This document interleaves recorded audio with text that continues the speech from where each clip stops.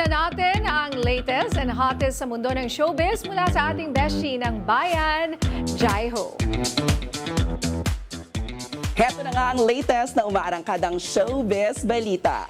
Kamakailan ay nakapanayam natin para sa Jai Hot Exclusive si Sylvia Sanchez. Bukod sa pagiging magaling na artista, siya rin ang Chief Operating Officer ng Nathan Studios na nagpo-produce ng mga pelikula. At ngayon, pinasok na rin ang pagiging isang talent management agency. Mula nga sa pagpo-produce ng mga international film to local films like Topak and I'm Perfect na parehong pasok sa magkasunod na Metro Manila Film Fest. Ngayong taon, nag-expand na din sila sa pag-handle ng mga artista.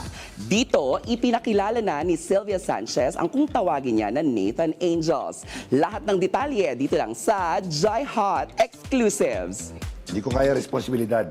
Lalo na. Last year, napanood ng marami ang pelikulang I'm Perfect. Ito ang itinanghal na Best Picture sa 51st Metro Manila Film Fest. Bumida rito ang mga batang may Down syndrome na naging malapit sa aktres na si Sylvia Sanchez. Mula noon, hindi na niya ito iniwan at pinabayaan. Ngayon, ipinagpapatuloy nito ang pagtupad sa mga pangarap ng bawat artista na kanilang pinapirma ng management contract. Kailangan ipagpatuloy, kailangan hindi sila bibitawan, kailangan tuloy-tuloy for them to shine talaga.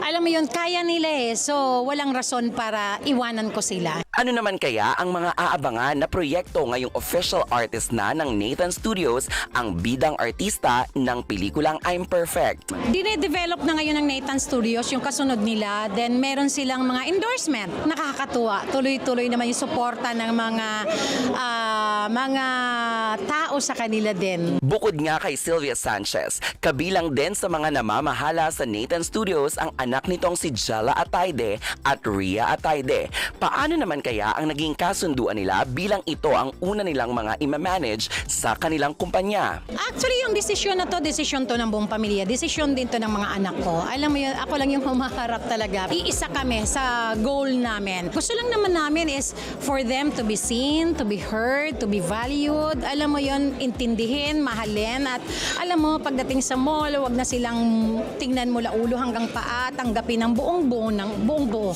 Inalam din natin kung paano aalagaan ni Sylvia Sanchez ang mga bata pagdating sa social media postings bilang malawak ang platform na ito para mas mailapit at maipakilala sa tao. Pero paplanuhin lahat kasi ayoko din naman yung pakalat-kalat sila kung saan-saan. Alam mo yon, importante sa kanila, shelter din sila. Iniingatan ko sila. Dahil ba talent manager na din ang aktres na si Sylvia, sino pa kaya ang mga artista na magiging parte ng kanilang pamilya?